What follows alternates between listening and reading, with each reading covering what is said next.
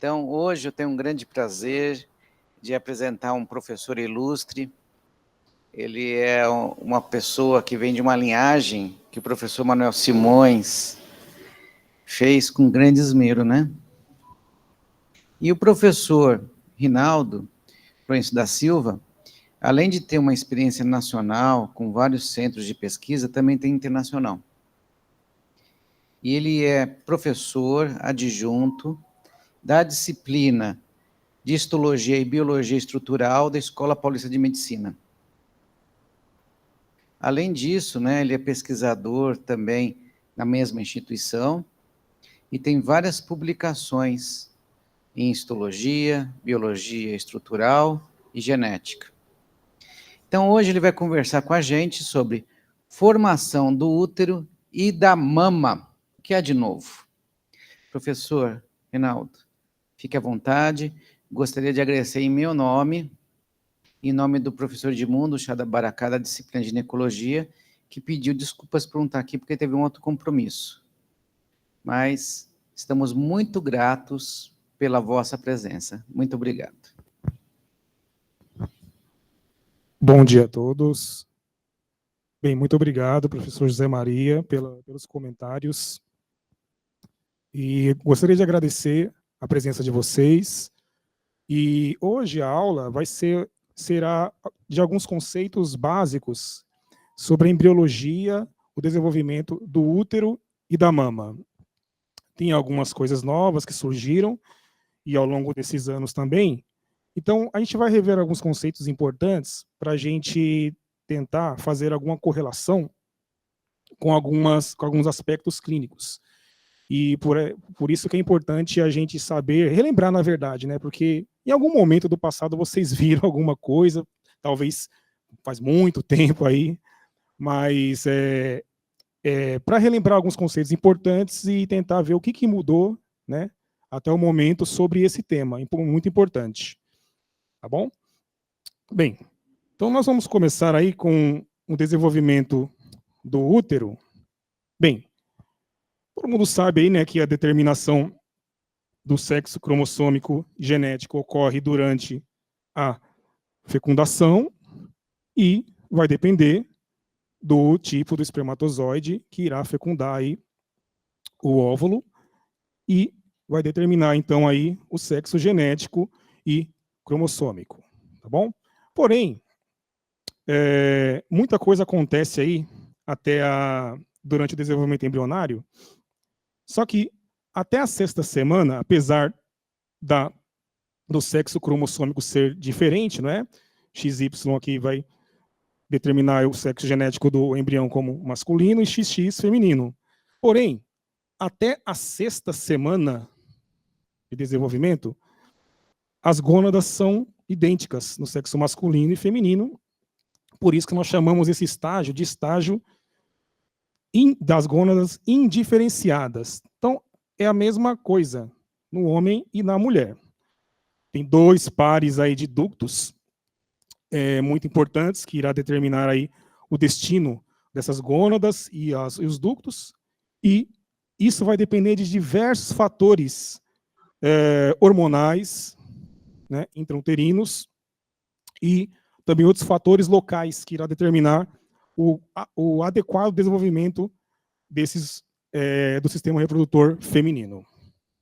Bem, então, é importante a gente saber que esse processo começa lá na 3ª semana, quando o embrião ainda ele é bilaminar, tá? Tem só 2 camadas germinativas, o epiblasto e hipoblasto. Quando surge aí uma estrutura chamada de linha primitiva nesse embrião bilaminar, surge aí nessa linha primitiva células, tá bom? Que irão migrar de lá do epiblasto em direção ao hipoblasto. Esse hipoblasto aqui é o endoderma do embrião, da parede ali do saco vitelino. Então, essas células migram da linha primitiva, como mostrado aqui nesse esquema, em direção aqui a esse endoderma do embrião. essa migração ocorre por diversos fatores locais e hormonais. E aí, durante essa migração, forma-se uma camada aqui intermediária chamada de mesoderma, tá? Mesoderma. E os tecidos que irão formar ali os ductos, tá, do sistema reprodutor feminino, provém dessas células que vêm lá da linha primitiva, tá bom? Só que são vários fatores genéticos aí envolvidos nisso aí, tá bom? Olha aqui, nessa micrografia eletrônica de varredura mostra aqui a linha primitiva, tá bom? Com o suco primitivo, e essas células vão se desprendendo aqui em direção, tá, até então essa estrutura chamada de hipoblasto. Com essa migração, vai formar aqui esse mesoderma intraembrionário, tá bom? É uma coisa já conhecida na literatura. Então, o que acontece? Durante essa migração, esse embrião, que era bilaminar, ele passa a ser o quê? Trilaminar, tá bom? E aí, quando ele passa a ser trilaminar, as coisas começam a acontecer de forma um pouco mais rápida. Esse estágio aqui, que nós chamamos de gastrulação, é o estágio que irá formar aquelas camadas germinativas, né? Endoderma, mesoderma e ectoderma. E tudo vem lá do epiblasto. Todas as 3 camadas vêm lá do epiblasto, do ectoderma, tá bom? Isso é uma coisa interessante. Então, veja bem. Um pouco mais para cá. Essas células migram, tá? De lá do epiblasto para a parede aqui do saco vitelino. Olha aqui. Essas células aqui, elas passam a chamar de células germinativas primordiais, tá bom? Então elas migram aqui para o saco vitelino do embrião, na parede do saco vitelino do embrião, e essa migração ocorre quando passa a acontecer aqui o dobramento do embrião, ali já no início da 4ª semana. Então esse dobramento do embrião estimula também a migração dessas células aqui para a parede do saco vitelino, que mais especificamente lá no endoderma embrionário. Bem, então essas células migram, portanto, de lá da parede do saco vitelino, próxima à estrutura do alantoide, e elas irão migrando aos poucos até uma estrutura aqui, né, dos 2 lados do embrião, nessa imagem aqui lateral, chamada de crista genital ou crista gonadal. Tá? Então elas migram aqui da célula, do saco vitelino até a região do embrião chamada de crista gonadal. Essa migração começa ali no início da 4ª semana. Isso vai ocorrendo aos poucos, tá bom? Lentamente. E aí, várias coisas acontecem durante essa migração. Hoje já se sabe que são várias proteínas envolvidas durante essa migração e cada fator irá influenciar alguma coisa nesse caminho. Então, para vocês terem uma ideia aí, são diversos fatores de crescimento, que irão estimular tanto a multiplicação quanto a migração dessas células. E aí, é tanto fator que a gente pensa, nós tem tanta coisa envolvida durante essa migração que tem tudo para dar errado. Qualquer erro genético aí pode dar errado durante essa migração, né? Então a gente fala, nossa, como tem tanta coisa e na maioria dos casos dá certo, né? Então é uma coisa muito coordenada que acontece durante essa migração das células germinativas primordiais ou primitivas do saco vitelino até essa região do embrião chamada de crista gonadal, tá bom? Primeiramente, o que acontece aqui, ó, ocorre ali a conversão na linha primitiva, aqui, ó, na linha primitiva, essas células do epiblasto que eu falei agora há pouco, elas são convertidas em células germinativas primordiais, ainda lá na linha primitiva. Qual é o fator que se sabe hoje envolvido nessa diferenciação? As proteínas morfogenéticas ósseas, são várias, chamadas de BMPs.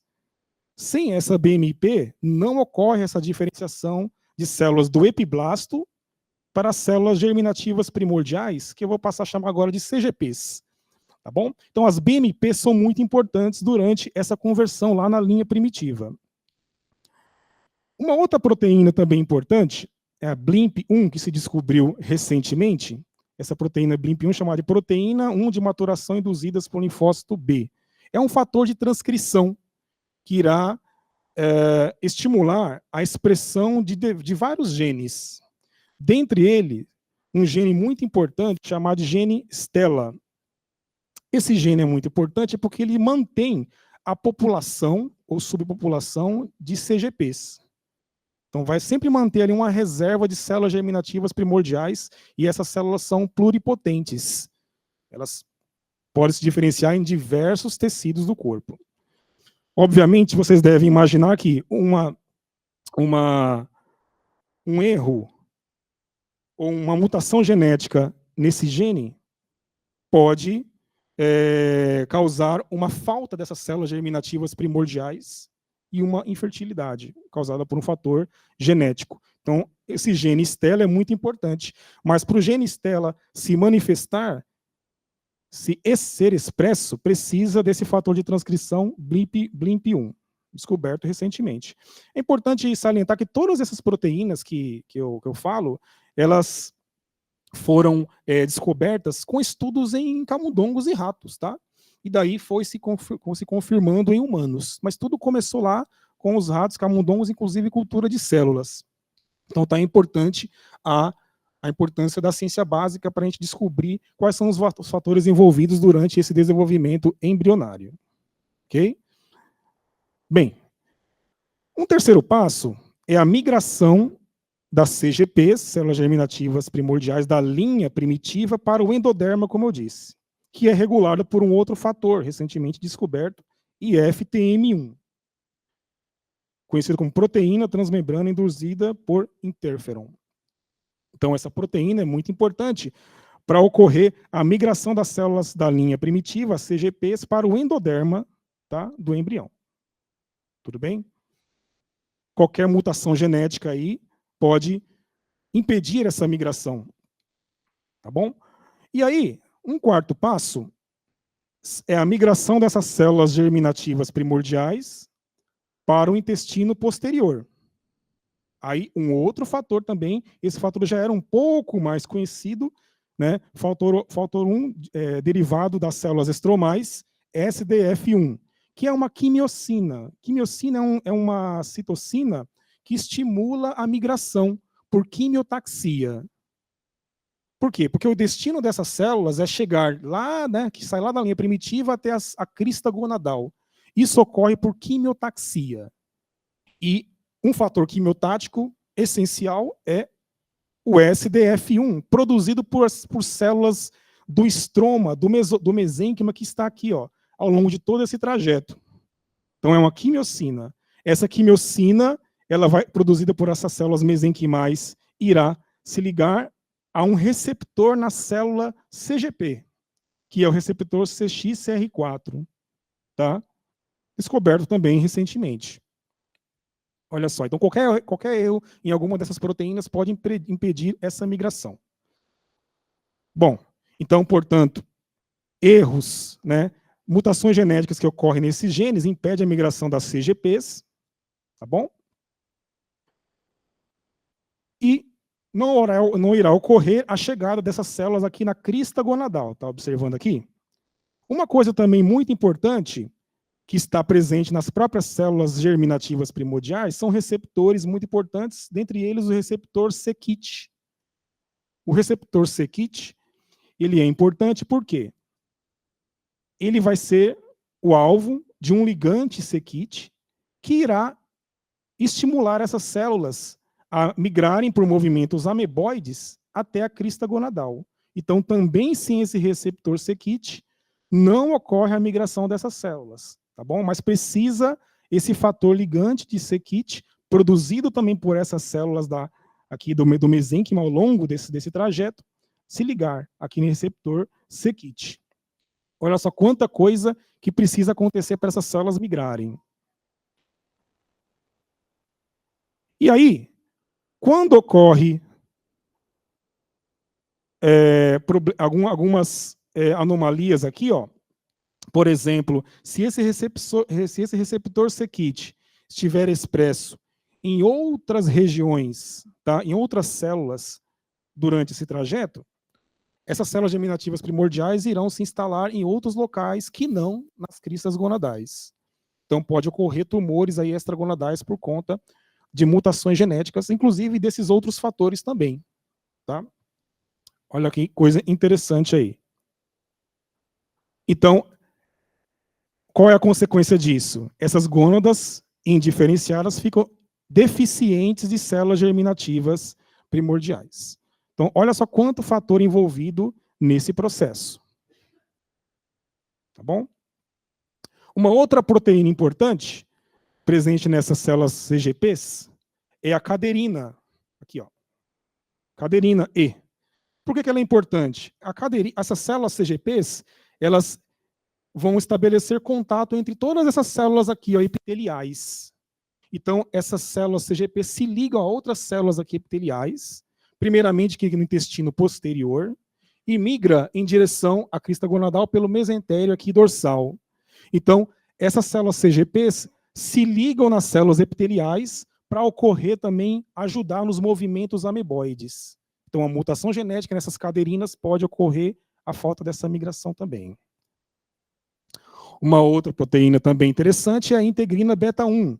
Por quê? Essa daí também tem uma influência crucial, porque a integrina beta-1 se liga às células do estroma, aí do mesênquima. Por quê? Essas células CGPs, as células germinativas primordiais, têm que interagir com as células daqui da crista gonadal. Senão, não vai ocorrer ali a troca de fatores parácrinos entre essas células e subsequente diferenciação ali desse tecido. Tá? Então, essa integrina é muito importante para as CGPs interagirem com as células do mesênquima, ao passo que as caderinas do tipo E são importantes para a interação entre as CGPs e as células epiteliais ao longo desse processo. Então, note que é um processo muito complexo, que envolve diversos fatores que interagem entre si. Qualquer erro nesse processo vai impedir a migração ou uma migração anômala dessas células germinativas primordiais. Até aí, tá tranquilo? Tranquilo, né? E aí pode causar infertilidade primária, endometriose ovariana, tá? Sobretudo quando essa cadeirinha aí não está funcionando muito bem. Ou ela está mal expressa ou está com a conformação deficiente. Tá bom? Então, por volta da quarta semana, essas células vão migrando lá através do mesentério dorsal até a crista gonadal. E por volta de 4 semanas de gestação, existe ali poucas células, de 10 a 100 CGPs nessa crista gonadal, em ambos os lados. Essa imagem mostra essa migração, ó, aqui esse esquema, e uma fotomicrografia aqui. Ó. Essa densidade de células é graças à migração dessas células CGPs, das células germinativas primordiais, e a proliferação também desse mesênquima. Porque a chegada dessas CGPs lá estimula a proliferação também desse mesênquima da crista gonadal. E aí fica uma estrutura bem densamente corada, nesse corte histológico corado com HE. Tá? As células CGP são muito grandes, ó, aqui, ó, desprendeu algumas aqui, são essas células aqui, ó, que vão chegando aqui, povoando a crista gonadal. Tá? Isso ocorre em ambos os sexos. Até aí é igual. Tá? Embora seja muito parecida no sexo feminino, já se sabe atualmente que essa migração é um pouco mais lenta, é um pouquinho mais, atrasa um pouco mais devido a outros fatores hormonais. Essa imagem mostra, portanto, a migração aqui, ó, o local de migração das células germinativas primordiais, passa pelo intestino primitivo, vai pelo mesentério dorsal até povoar ambas as cristas gonadais. Tá bom? Mais uma vez, mostrando aqui, ó, na 5ª semana de gestação, mostrando aqui a migração dessas células, tá bom? Até a crista gonadal. E aí isso vai ocorrendo aí ao longo dessas próximas semanas, tá bom? Aqui mostra uma imagem dessa crista gonadal, tá?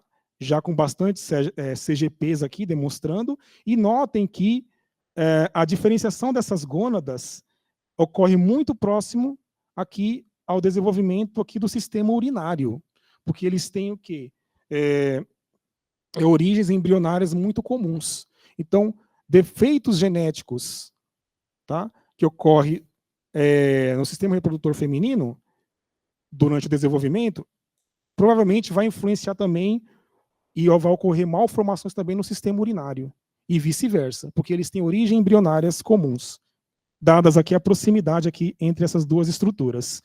Essa foto aqui, ó, em lateral, mostra aqui a gônada indiferenciada e aqui o mesonéfro, que é o rim aqui, tá, fetal, mostrando aqui também o ducto mesonéfro aqui, tá bom? Uma outra coisa também aqui importante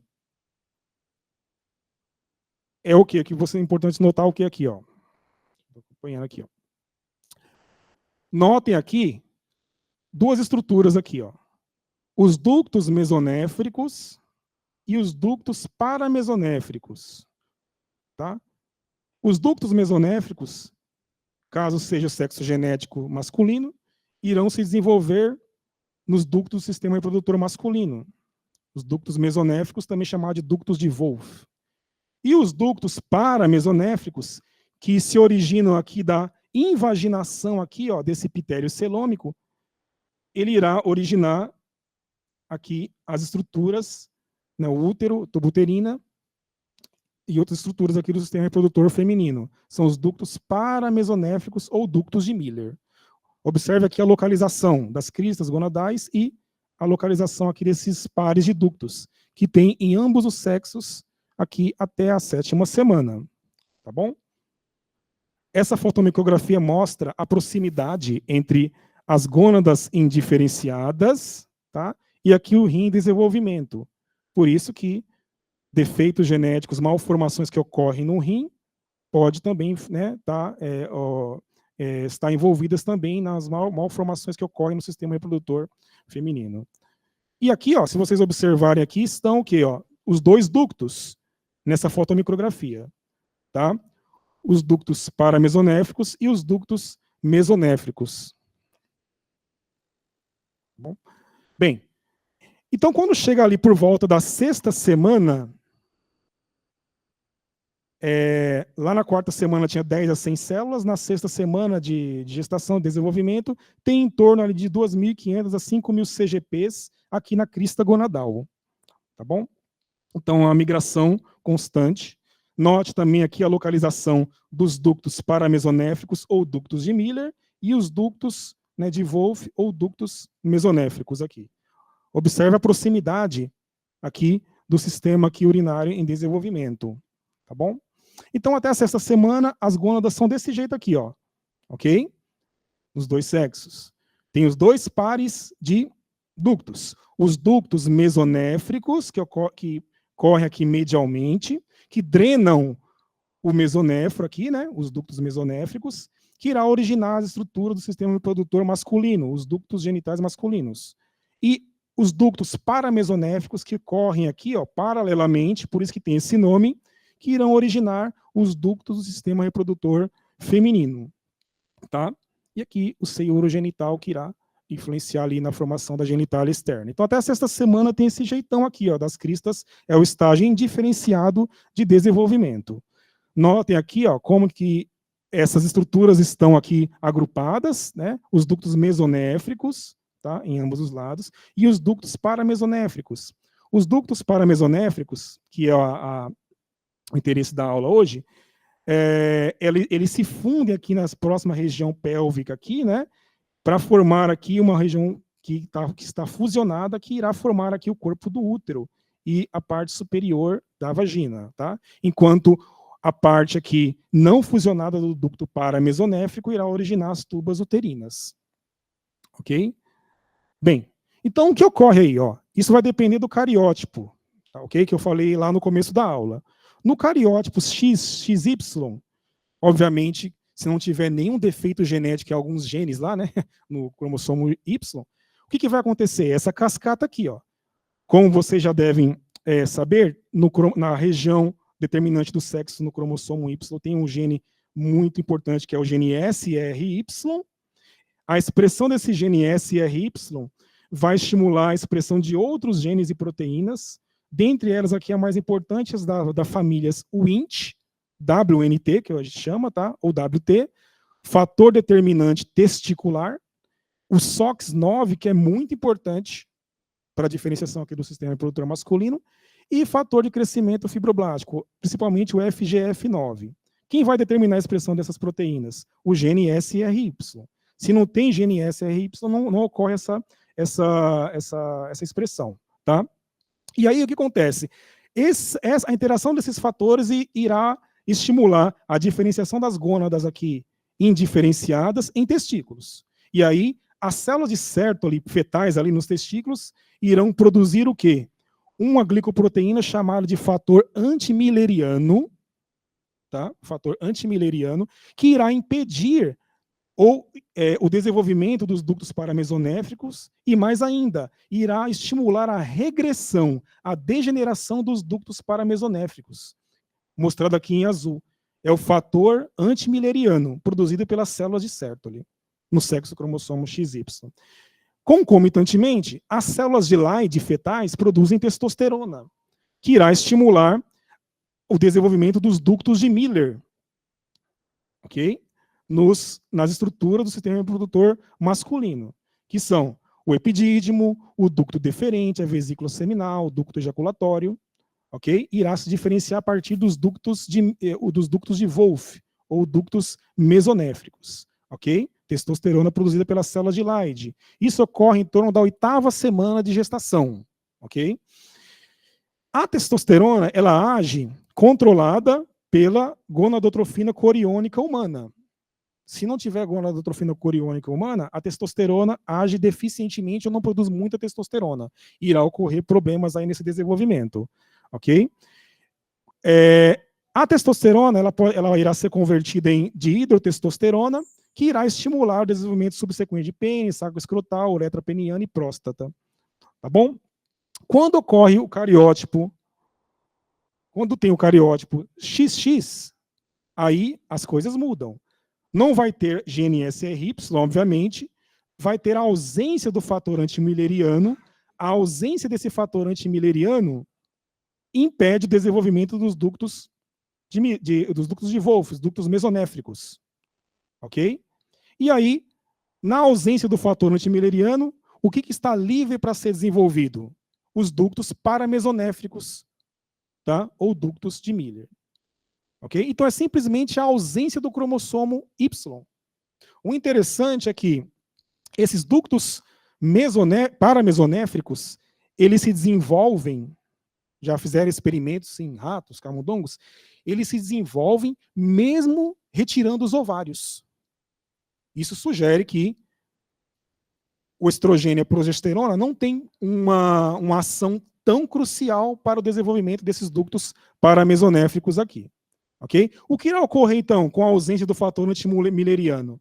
Os ductos paramesonéfricos, essa parte não fusionada, irá se diferenciar nas tubas uterinas, e a parte fusionada desses ductos paramesonéfricos irão se diferenciar no útero, né, e no terço superior da vagina. Ok? Enquanto o seio urogenital será muito importante para o desenvolvimento da genitália externa. Né? Qualquer defeito genético nesses genes aqui, ó, por quê? No cariótipo XX, outros genes irão atuar, obviamente. Dentre eles o DAX1 e esse WNT4, que é muito importante. E mutações genéticas nesses genes aqui pode ocorrer uma agenesia milleriana, ok? Ausência de úteros. Então, na ausência do fator antimilleriano, e na ausência do cromossomo Y, as gônadas diferenciadas se diferenciam em ovários. Ok?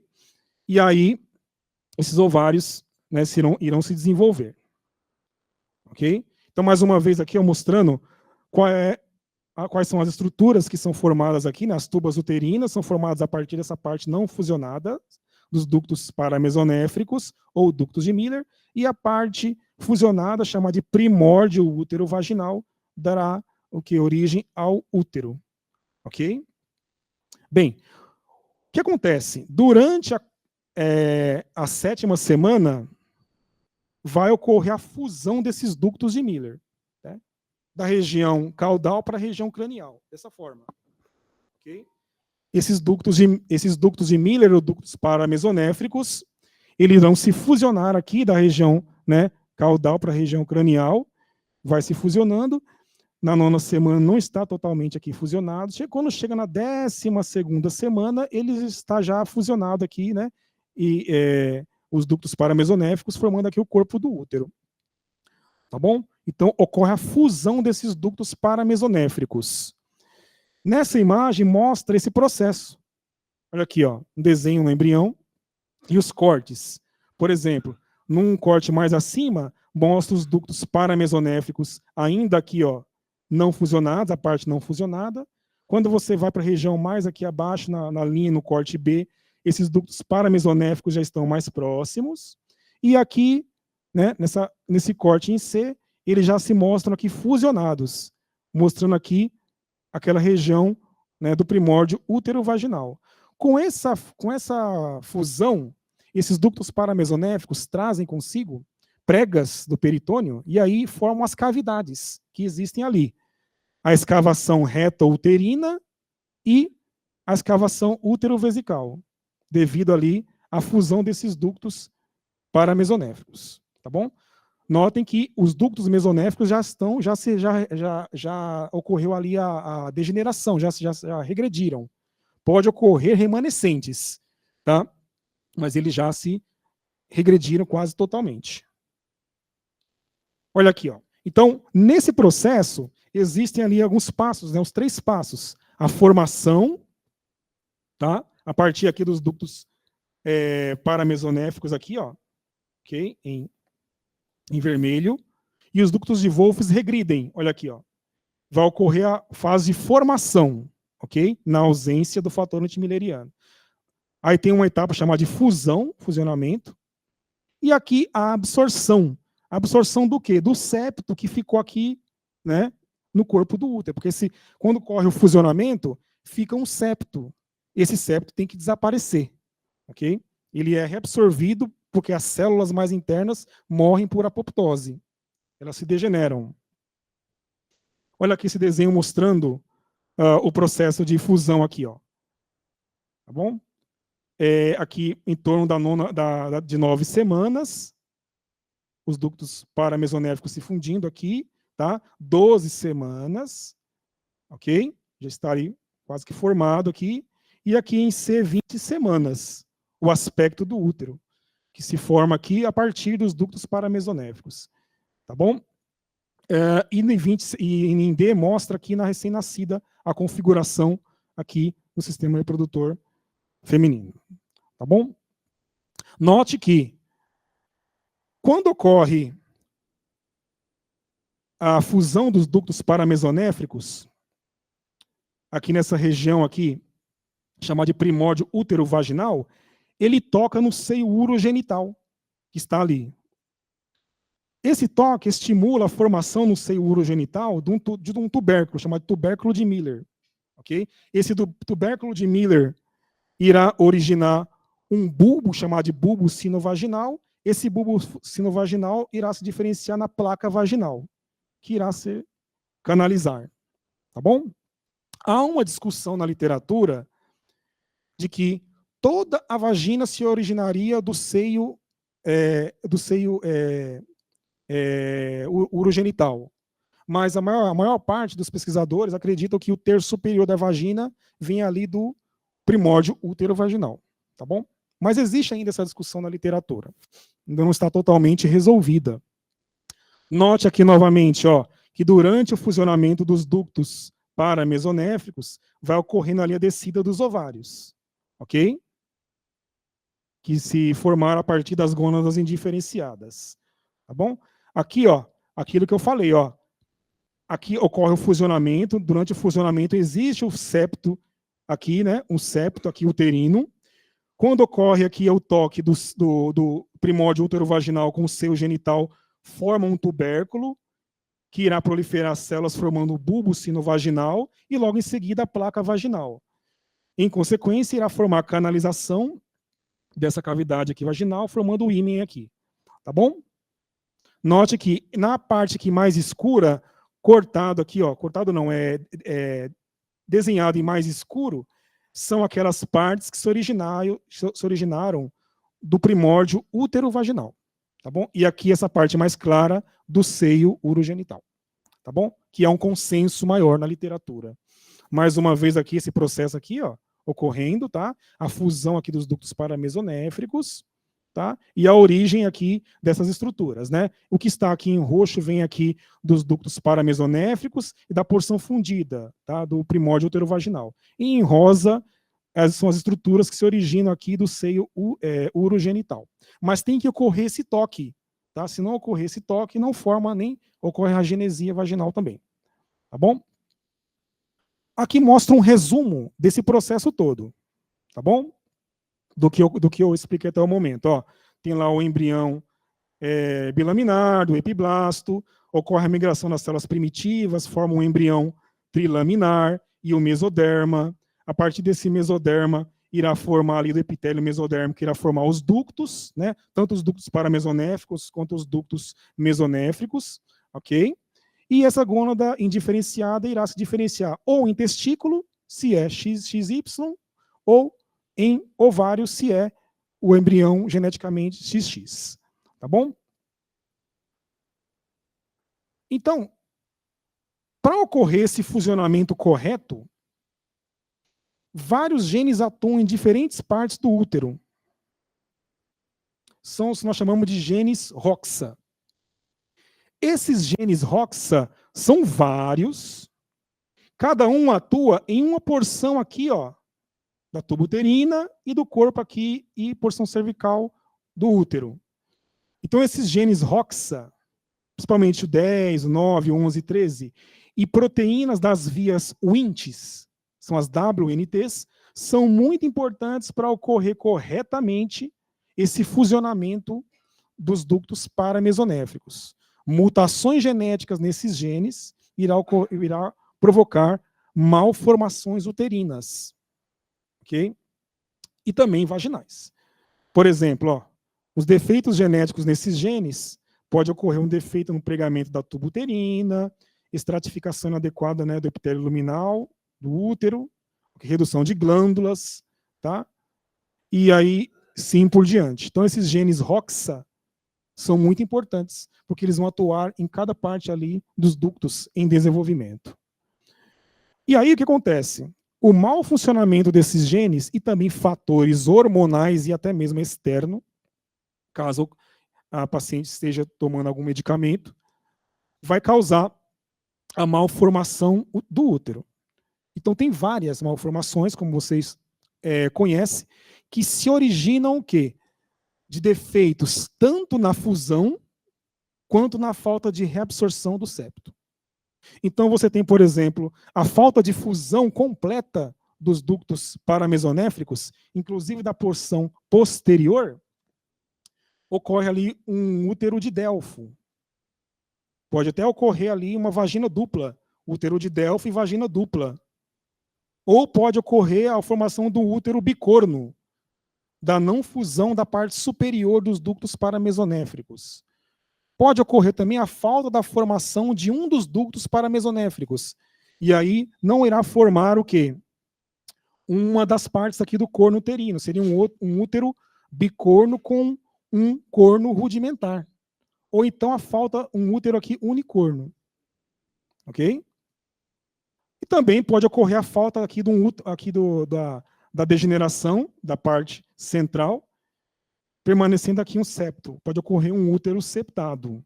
Existem várias classificações para essas malformações e existem várias outras descrições. Aliás, existe aí até mesmo um livro, inclusive muito antigo, francês, de várias páginas, né, mais de 100 páginas só descrevendo malformações uterinas. Tá? Então, portanto, existem muitas delas. Por exemplo, aqui vou dar um exemplo. No útero aqui, né, bicorno com um corno rudimentar. Pode ocorrer aqui a comunicação, o que é menos grave, ou pode ocorrer a falta de comunicação aqui do útero rudimentar com o útero normal, com o corno rudimentar com o corno normal. Aí é um pouco mais grave, ok? Então, são várias e existem classificações. Uma das mais modernas é dessa desse instituto aqui, ok? Mostrando ali a classificação dessas malformações uterinas. Então, essas malformações ocorrem devido a problemas hormonais e problemas genéticos naqueles genes, tá? E também pode ocorrer devido aí à administração de etilestilbestrol, que pode ocasionar a formação do útero de Delfo também, tá bom? Até aí, tudo bem? Alguma dúvida com relação a essa parte do útero aí? Tranquilo? Bom, o professor Zé Maria pediu para mim falar um pouco da formação da mama, que também é muito importante. A mama, ela é o quê? Uma estrutura. Na verdade, a mama é um tipo de glândula sudorípara modificada muito especializada. Tá? As glândulas mamárias são formadas ali por células epiteliais que formam as glândulas propriamente ditas, mostrada aqui, ó, nessa estrutura anatômica aqui de uma mama já desenvolvida, a mama feminina, é formada por tanto elementos glandulares, por células epiteliais, e pelo estroma fibroso, formado por fibras e também tecido adiposo. Então, existe aqui a porção secretora, chamada de alvéolos nessas glândulas, e os ductos, que irão levar ali, né, o leite. E aqui, esses ductos irão desembocar aqui no mamilo, a partir aqui de um seio aqui, ó, do seio aqui lactífero. Esses ductos são chamados de ductos lactíferos, ok? Então, a mama, ela é uma estrutura muito complexa, formada por porções glandulares, secretoras e ductais, e o estroma aqui de tecido conjuntivo, contendo bastante tecido adiposo. Como que se forma, né? O curioso é que existe pouca descrição com relação ao desenvolvimento das glândulas mamárias. Você vai buscar literatura, a maior parte da literatura que estuda o desenvolvimento de glândula mamária, a maior parte ali, né, quando eu falo assim, a investigar os mecanismos bioquímicos, genéticos mesmo. A maior parte ali é de camundongo e rato, que se estuda, né? Tem pouca descrição em humanos. E, curiosamente, tem pouca coisa. Isso é pouco estudado, o desenvolvimento da mama. Seria uma coisa interessante para se estudar, né? É uma linha de pesquisa muito interessante. O desenvolvimento embrionário das mamas ocorre a partir ali da 5ª semana de gestação, quando no embrião forma uma estrutura aqui chamada de linha láctea, ou cristas mamárias. Okay? Essas cristas mamárias, elas surgem ali na porção axilar e vai sendo formada ali até a porção inguinal. É a linha láctea. Nessa linha láctea, o que é essa linha láctea? É um espessamento do ectoderma do embrião. Então, é a proliferação de células do ectoderma que formam uma linha, né, uma crista mamária. As glândulas irão se formar a partir dessa linha mamária.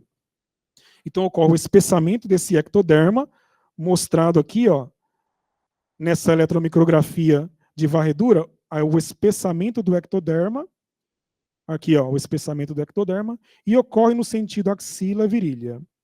Normalmente, regride, né? Essa crista mamária, ela regride e permanece somente aqui na região peitoral. Ok? Normalmente, ela tem que regredir. Essa foto aqui mostra os pontos aqui, ó, que nós chamamos de pontos ou brotos mamários, a localização, tá, desses pontos mamários aqui, desses brotos mamários, onde ele pode se formar, ok? No embrião. Só que no ser humano ocorre aqui somente aqui na região peitoral, ok? Mas aqui ocorre, é onde normalmente ocorre a formação de brotos mamários, ok? Ali no embrião. Só que a maior parte dele regride, ok? Em torno da 9ª semana. Quando não regride, pode ocorrer algumas anomalias aí, né, de malformações.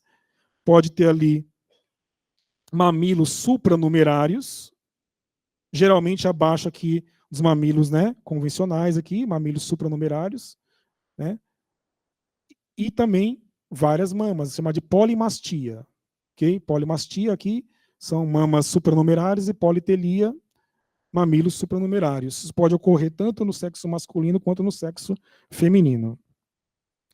Então, o que ocorre ali no desenvolvimento embrionário da mama? Lá naquela linha ou crista mamária, na linha láctea, ocorre a proliferação desse ectoderma, formando ali um epitélio especializado. Esse epitélio especializado, ele prolifera, formando um broto. Esse epitélio prolifera em direção ao mesênquima, tá? Que é um tecido embrionário. Quem estimula essa proliferação? A migração, né? Essa proliferação aqui, ó, até em direção ao mesênquima. As próprias células mesenquimais. Ok? Elas irão secretar fatores de crescimento que irá estimular a proliferação desse broto mamário. Ok? E aí ocorre ali, né, o desenvolvimento desses brotos mamários. Irá se ramificar em torno aqui, ó, nesse desenho mostra aqui um embrião com 12 semanas, esses brotos mamários aqui vão se desenvolvendo, vão se ramificando, vai formando os ductos e logo em seguida a sua canalização. E aqui é a configuração, tá, dessa glândula mamária no nascimento. Já tem aqui a canalização, os ductos e alguns brotos terminais ainda rudimentares. Né? Durante o nascimento, esse mamilo ele ainda está invertido, ele está deprimido, mas logo depois de alguns dias ou semanas ele volta a crescer, né, sob a superfície, tá bom? Mas isso pode permanecer, o mamilo invertido ele pode permanecer em algumas condições anormais, tá bom? Então é assim que ocorre a formação da glândula mamária, a partir daquela linha láctea, crista mamária, devido à proliferação dessas células aqui, ó, do ectoderma, formando um epitélio especializado, que nós chamamos de placoide da linha mamária. Esse nome mesmo, placoide da linha mamária, que é esse espessamento aí desse epitélio. Ok? São vários fatores envolvidos nessa proliferação, que se conhece aí recentemente. Então, o que se descobriu recentemente sobre essa proliferação e formação da glândula mamária são esses fatores aí, ó. Principalmente as BMPs, sobretudo a BMP4, e aquelas proteínas, ó, WNT. Você vê como é muito importante, né, essas proteínas das vias Wnt, né, tanto lá no desenvolvimento do útero quanto no desenvolvimento da glândula mamária. Né? São várias proteínas Wnt, as WNTs, né, vários tipos. Inclusive, o próprio somito, aqui, ó, os próprios somitos que se desenvolvem irão produzir fatores que irá estimular o crescimento dessas glândulas aqui, do placoide mamário, a partir da linha láctea, ok? Então, são vários fatores que interagem entre si para a proliferação daquele epitélio.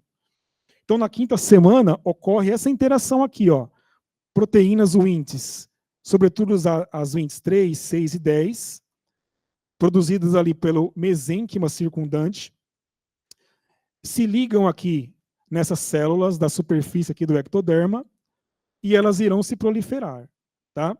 Uma proteína muito importante é a TBX3, que irá ocorrer ali o aumento, né, dessas células aqui, se tornando um pouco mais cilíndricas, algumas delas ficam cúbicas e vários fatores estão envolvidos. FGF, fator de crescimento do fibroblasto, formando o placoide aqui, aquele placoide mamário em torno da 10ª semana. Isso aí vai invaginar em direção ao mesênquima. Uma coisa, são vários fatores envolvidos, mas uma coisa importante para a gente ter em mente é que lá, nesse broto mamário, as células do broto mamário produzem um fator relacionado ao hormônio da paratireoide, o PTH-RP. São células do broto mamário que produzem esse fator, né, uma proteína relacionada ao hormônio da paratireoide. Esse hormônio, essa proteína irá se ligar nos receptores das células mesenquimais, que estão ali no mesênquima ali. Tá? Essa ligação estimula essas células a produzirem fatores de crescimento que estimula o broto mamário a invaginar. Ou seja, é uma interação bidirecional que ocorre nesse processo. Além disso, o tecido adiposo é muito importante, porque também produzem fatores para estimular o crescimento dos brotos mamários. E aí vai formando o quê? Cordões mamários epiteliais que irão se diferenciar em brotos mamários, em ductos. Tá bom? E aí, durante no nascimento, fica, né, esse broto mamário se desenvolve e a configuração é desse jeito aqui, ó. O mamilo invertido no nascimento, e aí se forma em torno ali de 10 a 20 ductos. Cada ducto tem uma terminação chamada de broto mamário.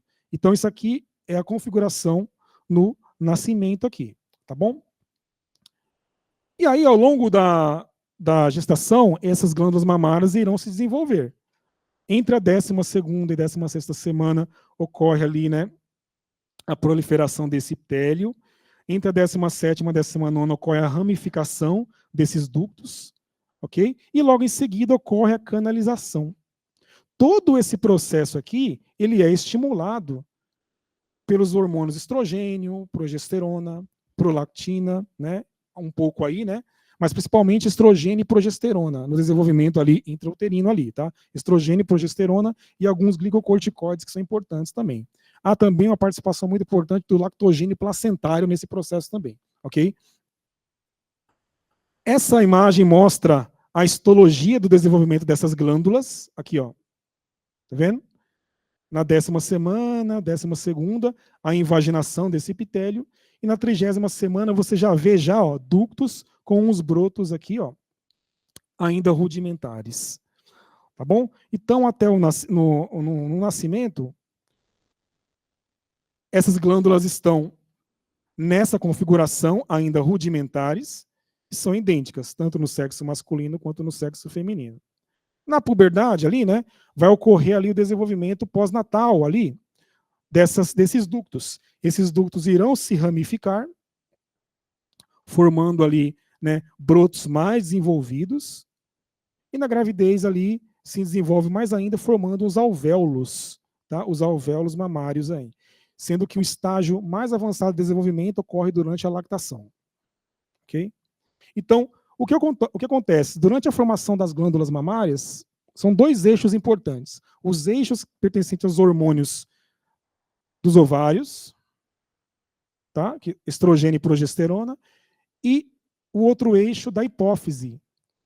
Quais são os hormônios mais importantes? O estrogênio, na puberdade, irá estimular a formação dos ductos, o alongamento desses ductos, tá? Com a participação também de outros fatores, hormônio de crescimento, IGF-1 produzido pelo fígado, e a progesterona irá estimular a ramificação daqueles brotos terminais, ok? Logo em seguida, na gravidez, ocorre a alveologênese, formação dos alvéolos, produtores ali de leite, e ali na lactação tem o seu estágio mais desenvolvido, tá bom? Isso, nesse estágio mais avançado na gravidez, na lactação, tem a participação muito importante da prolactina e também de alguns glicocorticoides, tá bom? E durante ali a amamentação, a ocitocina estimula a sucção do leite, ok? Então, aqui mostra alguns detalhes dessas glândulas mamárias na puberdade. Como que é, ó? Tem ali vários ductos, tá? Com o seu broto mamário terminal, ok? Vai se ramificando ali devido principalmente à progesterona. E observe que esses ductos aqui, ó, tem uma porção ductal que leva ali o leite, né? E a porção secretora. Ao redor dessas glândulas tem células mioepiteliais com características contráteis que estimulam a contração e sucção e expulsão ali do leite. E na gravidez, observe que essas glândulas são muito mais desenvolvidas, ok? E ali ocorre ali a ramificação desses brotos terminais em alvéolos, tá? Mamários. E em seguida, a lactogênese. Aqui tem estroma de tecido adiposo e de tecido fibroso. Esse tecido conjuntivo é muito importante, por quê?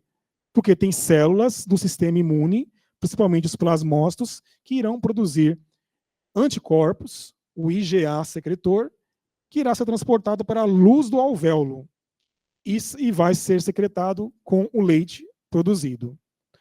Esses anticorpos são importantes para a imunização passiva do bebê, ok? Então, essa glândula mamária ela se torna uma estrutura muito complexa, tá? Ao longo do desenvolvimento. Notem aqui, ó, cada estágio e qual é o hormônio que está mais envolvido no seu desenvolvimento, né? Olha aqui, na puberdade, estrogênio e progesterona, aqui no adulto, né, na gravidez, estrogênio, progesterona e prolactina, e observe que esses brotos vão se desenvolvendo em alvéolos. Note aqui nesse desenho que tem aqui a glândula, né, mamária com as células epiteliais, as luminais, né, e aqui tem células mioepiteliais muito importantes para a expulsão do leite. Células do sistema imune estão aqui ao redor, que produzindo fatores importantes, e a interação dessas células, entre elas, irá ocorrer ali o desenvolvimento dessas glândulas também, ok? Então, tem fatores endócrinos, hormonais, e fatores parácrinos, que são aqueles fatores que estimulam a célula que está do lado, tá? Entre essas células aqui. Principalmente entre a célula mioepitelial e a célula luminal aqui epitelial do ducto. Ok? Então, aqui mostra um resumo da participação de cada hormônio nesse processo. Ó. Na puberdade, o estrogênio é importante para a formação dos brotos terminais e o alongamento desses ductos. A progesterona é muito importante para a ramificação desses ductos. E a prolactina é muito importante para a alveologênese, que é o quê? A formação de alvéolos a partir desses brotos aqui. Tá bom? Mas sem estrogênio e progesterona, a prolactina não tem uma ação muito eficiente. Ok? Há ali uma participação pequena, né, porém muito importante para a ação da prolactina.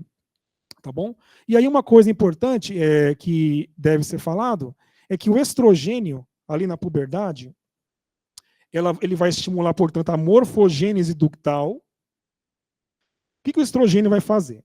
O estrogênio, ele estimula essas células aqui, ó, do ducto da glândula, a produzirem o quê? Uma proteína chamada de anfirregulina. É uma coisa recente que foi descoberta. Essa anfirregulina, ela vai se ligar nos receptores das células estromais, principalmente aqui, né, de gordura, e também das células mioepiteliais, e essas células do estroma, juntamente com as células mioepiteliais, irão produzir fatores de crescimento para esse ducto crescer. Ou seja, é uma interação bidirecional também. Então, a anfirregulina, estimulada pelo estrogênio, é importante para o crescimento desse ducto. Concomitantemente, essas células do estroma e as células mioepiteliais produzem fatores de crescimento fibroblásticos, que irá fazer com que esses ductos se ramifiquem, ó. Né? Tá bom? E essas glândulas, como vocês já imaginam, elas são sempre remodeladas, né? Então, portanto, tem a participação de proteínas aqui, chamada de metaloproteinases, que irá o quê? Degradar aqueles brotos terminais mais, né, antigos para ser formado mais brotos mamários mais recentes. Então, isso é uma remodelação importante durante ali a puberdade, a gravidez e a lactação. São metaloproteinases, são várias delas, principalmente a metaloproteinase 9, metaloproteinase 13, 12 e 13, e também inibidores de metaloproteinase. Porque se não tem os inibidores da metaloproteinase, não vai ocorrer a remodelação, vai reabsorver e a formação de novos brotos mamários, não ocorre. Ok? Então são proteínas muito importantes. Então essa anfirregulina foi recentemente descoberta a sua participação no crescimento ali do broto, né, dos ductos. Tá bom? Durante a gestação, ocorre um processo chamado de alveologênese, que é a formação dos alvéolos. Tá bom? Notem que esses alvéolos são formados a partir aqui dos ductos e dos brotos terminais. Olha aqui, ó. Com a participação muito importante, interação anatômica mesmo aqui, dessas células mioepiteliais. Ó, vai ocorrendo aqui a ramificação, tá? E essas células vão ser capazes aqui, ó, dos alvéolos, ser capazes de produzir aqui o leite e outras substâncias também muito importantes. Tá bom? Então, são vários fatores envolvidos. Se vocês notarem aí, é bastante proteínas envolvidas, tá? Não dá para entrar tanto em detalhe assim, mas uma proteína muito importante é um fator de transcrição chamado de EIF5. Sob a ação da prolactina, esse fator ele é produzido pelas células dos ductos e também das células mioepiteliais. Esse fator aqui, EIF5, muda a configuração dessa célula aqui, que era do broto terminal, passando a se formar um alvéolo. Esse EIF5 estimula a expressão de genes envolvidos na produção de leite por essas células. Tá bom? Então, esse fator é muito importante. Então, note que a prolactina, ela não age somente diretamente, ela age também indiretamente, produzindo esses fatores de transcrição. Tá bom? Muito importante. Um outro fator também muito importante é o RANKL, aqui, ó, que também estimula a configuração, a mudança de configuração dessa célula, passando a produzir aqui, né, o leite também. O RANKL, muito importante também. Então, note que existe uma mudança aqui drástica, né, entre uma mama não lactante, com seus brotos mamários aqui, terminações pouco desenvolvidas, e na lactação, esses brotos se transformam aqui em alvéolos mamários, tá bom? Durante a lactação. Sobretudo com a participação da prolactina e também daquele fator EIF5 recentemente descoberto, tá? Descobriu-se recentemente.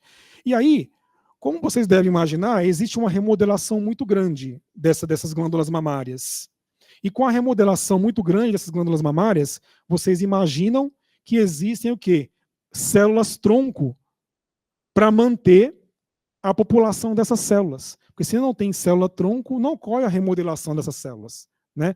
A formação desses ductos. Então, essas células-tronco são muito importantes para manter ali uma reserva que essas células-troncos, elas podem ser o quê? Bipotencial, tá? Se transformando aqui em células do ducto e dos alvéolos, ou em célula mioepitelial. Essa célula-tronco é muito importante porque ela tem uma participação muito, né, crucial no surgimento de câncer de mama. Então, hoje em dia, existe uma pesquisa, agora, aí sim, com relação ao câncer de mama, tem pesquisas fortes nesse tema, para identificar quais são os biomarcadores que identificam essa célula-tronco bipotencial. Essa célula-tronco, ela é bipotencial ou unipotencial? Ela produz um tipo de célula ou produzem mais tipos de célula? Então, isso vai mudar a conduta ali do tratamento do câncer de mama, sabendo da origem da célula-tronco que originou esse câncer mamário. Porque alguns cânceres de mama são causados, né, se originam de células-tronco também, ok? Então, esse é um fator muito importante que, hoje em dia, eles estão procurando, né, literalmente caçando essas células-tronco e os biomarcadores. Quais são os biomarcadores dessas células, né? Então, é muito importante nesse quesito aí, tá bom? Bom, então, basicamente, era isso que eu tinha para falar, tá bom? Sobre os conceitos básicos do desenvolvimento do útero e da mama e algumas coisas recentemente descobertas com relação a esse desenvolvimento. Gostaria de agradecer, portanto, aí a participação, tá? A oportunidade de a gente trocar ideias e estou à disposição para alguma pergunta, alguma crítica, tá bom? Muito obrigado aí.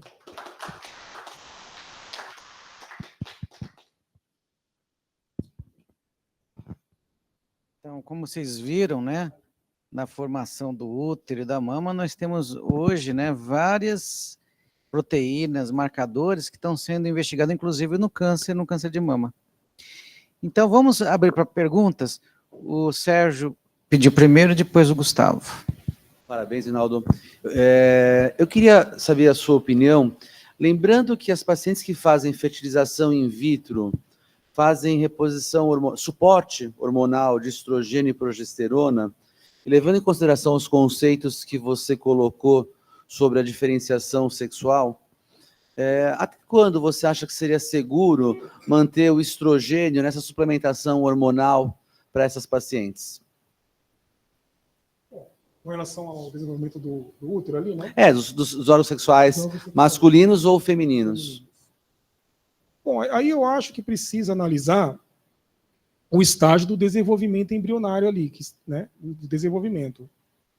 Então, eu acho que precisa saber ali, nessa questão, precisa identificar os biomarcadores para saber se essas células são responsivas aos estrogênios ou não. Então, precisa de biomarcador para... Entendi. Acho que eu não fui claro na minha pergunta. Deixa eu reformular. Quando a gente transfere o embrião, a gente não sabe se, na maioria das vezes, a gente não sabe se é um embrião masculino ou feminino. Uhum. Mas é necessário, como houve um bloqueio ovariano pré, é necessário um suporte de estrogênio e progesterona até uma certa idade gestacional. Eu queria saber, na sua opinião, a partir de qual idade gestacional a suplementação de estrogênio poderia interferir na diferenciação sexual masculina de um embrião? A pergunta dele, para ficar mais clara, é que a gente faz com reprodução assistida grande administração de estrogênio e de progesterona. Às vezes chega até 800 miligramas de progesterona natural. Ele quer saber se existe uma idade gestacional que pudesse ser segura. Que ou não. ser segura é após as 12 semanas, porque entre a quarta semana e a 12ª semana é aquele estágio onde está ocorrendo a diferenciação desses órgãos mais intensamente. Então, se você faz ali um tratamento durante esse estágio, entre a quarta semana, principalmente entre a quarta e a 8ª semana, pode ocorrer ali o desenvolvimento anormal ali, né, de uma gônada que é masculina para feminina, né, e também a diferenciação inadequada. Então, esse período entre a quarta e a 12ª semana, precisa tomar cuidado e após a 12ª semana, a repercussão é muito menor. Obrigado. A partir da 12ª semana. Gustavo, por favor. Parabéns, Rinaldo. Não, Gustavo. Uma alegria estar aqui. A convite do professor Manuel, né, professor? Eu tive o prazer de estar na sua banca de mestrado e de lá para cá eu vi que você se tornou realmente um excelente profissional, um pesquisador. E fiquei muito impressionado. Assisti parte dela virtualmente, mas sensacional. Eu tenho uma dúvida. Você me falou uma situação muito interessante a respeito da formação das PGCs, né? Lá naquela fase inicial, que tem uma participação muito importante dos BMPs. Interessantemente, o hormônio antimileriano, ele também participa da mesma família dos BMPs que dos TGF-betas, né? Só que a gente tem são duas situações bem interessantes. Primeiro, a síndrome dos ovários policísticos, você tem uma quantidade muito grande de células germinativas. As pacientes têm muito mais folículos do que as pacientes que não têm SOP, né? E por outro... células germinativas, né? Então, elas têm mais células germinativas. E elas têm mais AMH também, né? Uhum. E a outra coisa interessante que é aquelas pacientes que têm baixa reserva. Então, tem algumas pacientes que têm já baixa reserva de saída. Então, a gente vê muito isso em reprodução quando você vai tentar fazer estímulo ovariano. E você conhece alguma pesquisa nesse sentido, de definição do patrimônio folicular dessas pacientes, baseado em ações do BMP, ou então ações do AMH, nesse sentido? Porque a gente tem uma dúvida muito grande. Por que pacientes têm, por exemplo, reservas diferentes? Você pega lá uma paciente saudável, com 30 anos de idade, tem paciente que tem reserva super boa, tem paciente que tem reserva super ruim, tem paciente que tem SOP, que tem a reserva muito alta. Bom, o que algumas pesquisas apontam sabe aquele gene Stella que eu comentei? Ele também influencia nesse processo aí, né, de manter o pool de CGPs ali. Há uma expressividade variável, descobriram que existe uma expressividade variável, né, desse gene. Então, algumas pesquisas apontam que é o grau de expressão que existe entre desse gene Stella, que pode estar envolvido, seria um dos fatores envolvidos. Então, esse gene Stella é um gene que o pessoal tem prestado mais atenção. Temos uma pergunta aqui. Dani? Bom dia. Bom dia. Obrigado pela apresentação. É sempre bom a gente voltar nos conceitos básicos. Eu acho que um ponto importante que você mostrou é que uma parte importante do desenvolvimento acontece numa idade muito precoce da gestação, onde muitas mulheres às vezes nem sabem que estão grávidas. E aí podem consumir várias substâncias que podem atrapalhar esse tipo de desenvolvimento, né? 6 semanas de gestação, 1 mês e meio. Quando a pessoa não está fazendo tratamento para engravidar, muitas delas não sabem que estão gestantes. Em relação à pergunta do Sérgio, eu acho que, na verdade, mais do que dar hormônio nessa fase inicial da gravidez, é o nível de hormônio que você vai atingir que pode acabar atrapalhando. Mas a gente não costuma ver eu estou na reprodução humana há 20 anos, a gente não costuma ver mais problema de malformação em feto do sexo masculino do que a gente vê aí na população geral, mas ele colocou realmente um ponto de interesse aí, quanto que você está usando de suporte hormonal que pode produzir alterações no feto. Tenho uma dúvida, você colocou muito dos estudos são em ratos, como saber exatamente se isso é igual no humano ou se supõe, que tipo de estudo é feito para a gente assumir que isso também é igual na espécie humana? E uma dúvida filosófica, são tantas proteínas, são tantos tempos, como isso teria vindo da ameba, né? É extremamente sofisticado. São um monte de sistemas, a gente está falando só da malformação, só das formações dos órgãos genitais, isso acontece em um monte de órgãos, isso é extremamente sofisticado. É muito difícil considerar que isso veio ao acaso. Com relação à sua primeira pergunta, realmente as pesquisas são feitas até mesmo em camundongos do que em ratos mesmo, pela facilidade de manipulação, tudo.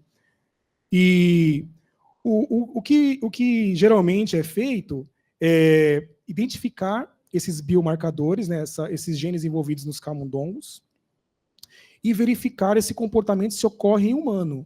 Então, tem a pesquisa aí translacional para ser feita. Agora, nem sempre o que ocorre no camundongo vai ocorrer no ser humano, né? Geralmente, todas essas proteínas que eu mostrei aí, todas elas foram descobertas em camundongo, em rato e camundongo. E aí, analisando todos esses genes, eles vão estimular a expressão de proteínas, certo? E aí, busca-se os biomarcadores das proteínas ao longo da gestação, né, desses pacientes, em humanos. Então, tenta-se fazer uma correlação.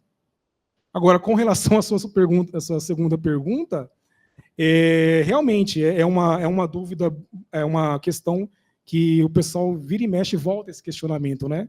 O fato é que todo esse processo, ele vem de um processo evolutivo, e o que a gente sabe hoje em dia que não é assim muito bem por acaso. Existe ali um processo de seleção natural entre essas células, que ocorreu durante essa evolução, que chegou a esse ponto. Agora, a coisa é tão complexa que você vê assim, é tão complexa que você, isso aqui é muito, muito sofisticado, né? Só que o que você precisa dar? Tempo, né, e material para que isso aconteça. É importante a gente lembrar que isso aconteceu durante esses milhões de anos até chegar nesse processo. Agora, se a gente vê só por cima, realmente, o pessoal realmente é muito cético com relação a essa questão, tá bom? Isso aí. Temos mais alguma pergunta? Por favor, Théo. Parabéns pela palestra. Obrigado. Eu queria perguntar dos remanescentes dos ductos mesonéfricos na mulher. A gente sabe que tem as glândulas parauretrais, né, que sobraram, e que mais que tem de remanescente que a gente pode ter de importância clínica para a gente? Bom, de importância clínica ali, né, tem alguns cistos que surgem ali, tem o paraóforo, hipoóforo, que eles podem ter mais repercussão se for ali na questão ali da próxima tuba ali, uterina, pode ter ali cistos idáticos ali, né, cistos de Morgani, que pode ocasionar tumores. Então, em algumas pacientes, esses remanescentes, por vários motivos. Às vezes a mulher tem uma sensibilidade, uma insensibilidade aos hormônios estrogênicos, e aí ocorre o remanescente desses ductos, mas o que pode acontecer de importância clínica são esses tumores que pode ocorrer a partir desses remanescentes aí, principalmente ali na tuba uterina. Bem, agora o professor Nilson, por favor. Nilton, eu queria te parabenizar pela apresentação muito rica, muito bonita, acho que com muita vivência, né? A coisa é complexa, eu gostei muito da pergunta do Sérgio e a colocação, as colocações do Dani. É importante que, se não tiver também um nível muito bom de progesterona, essa paciente ela aborta, né? Ela é fundamental, a progesterona é fundamental. É ela que permite com que 50% desse novo ser que está sendo gerado, que não é de reconhecimento da paciente, mantenha. Senão ela tem um abortamento de repetição se tiver um nível de progesterona. Então, eu acredito no que o Dani falou, que eu acho que é muito importante, que mais importante ainda, porque na reprodução assistida quase não se vê malformações, né? Então, o nível provavelmente deve ser gigantescamente maior do que aquele que nós estamos imaginando. Também daí a colocação a respeito de quanto a gente pode levar esse conhecimento de camundongos para o ser humano, né? Que eu acho que isso é de fundamental importância. E lembrar que em alguns órgãos, por exemplo, como o fígado, o modelo para o humano é o porco, né? O fígado do porco é muito parecido, por isso que se estuda o transplante. Então, eu acho que e a colocação também do Gustavo, que me intrigou bastante com a colocação dele, né? Que a gente não para pensar. Então, existe uma similaridade dessas proteínas. Logo, eu chego à conclusão que não tem bioquímico melhor do que o Supremo, né? Ele, nesses milhões de anos, ele foi fazendo uma seleção muito importante, né? E isso mostra a capacidade e a inteligência como um Darwin, né? De conseguir colocar tudo como uma seleção evolutiva, né? Do ser. Então, isso é muito importante, que são muitos genes, são muitas proteínas para dar tudo certo, porque provavelmente uma via relativamente segura, né? Uma coisa, voltando a esse assunto, né, importante, o quão isso pode ser aplicado na clínica, né? Um exemplo clássico foi isso que vocês falaram. Você não vê muita malformação ali, né? E isso é observado em camundongos e ratos. Quando você retira os ovários desses animais, né, que é a fonte de estrogênio, os ductos se desenvolvem normalmente. Então, o estrogênio não tem assim uma participação tão, né, pelo menos tão importante, pelo menos crucial, sugerindo outros fatores ali. Né? E aí entra uma outra coisa que eu acho que é interessante, porque no passado, e ainda se fala muito, duas teorias para diminuir a chance do câncer de mama, né?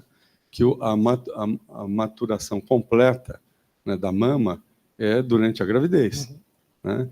Então, e para isso, o estrogênio muito predominante na gravidez é o estriol, que ele é 100 vezes menos potente que o estradiol. Então, nós estamos falando em estrogênio, mas nós temos que pensar que, então, se falava, provavelmente, o estriol é o responsável dessa maturidade, e quanto mais jovem essa paciente tem uma gravidez de termo, talvez maior a proteção. E a outra coisa também que se fala que seria a respeito da gonadotrofina coriônica, né? Sem gonadotrofina coriônica, aquele corpo lúteo não é sustentável e tem um abortamento. E alguns acham que também a maturidade seria completa com eles, ou talvez de ambos, o estriol e a gonadotrofina. Ou seja, é muita coisa para a gente ter um denominador final, pelo menos no presente momento, né? Como vocês viram, o professor Nilson falou muito bem, o Gustavo, até perguntando o Sérgio, nós temos ainda perguntas, e agora temos até novas proteínas, até para investigar se o ovário policístico pode estar envolvido. Uma outra que você mostrou, o ELF1, e hoje os trabalhos até mostram, o pessoal da mastologia, que pode ser o responsável pelo início do tumor. E ele está relacionado também com os clock genes e a melatonina. Pode ser que ali seja a explicação que como comece, principalmente aquelas pacientes que têm genes oncológicos que podem dar o maior risco do câncer de mama.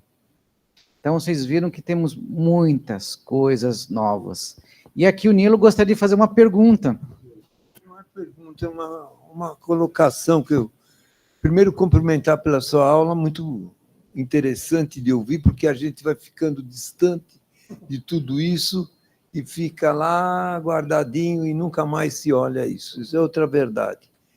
Mas também não podemos esquecer que o comportamento de cada paciente frente às doenças que tem, às vezes o tipo de alimentação, a vivência dessa paciente, o psiquismo, tudo isso, eu acho que nós temos que ajuntar para os casos de doença da mama, doenças do útero, assim por diante, deve ser lembrado também que, às vezes, a gente rotula tudo lá atrás e as coisas que tem também no dia a dia que nós vivemos.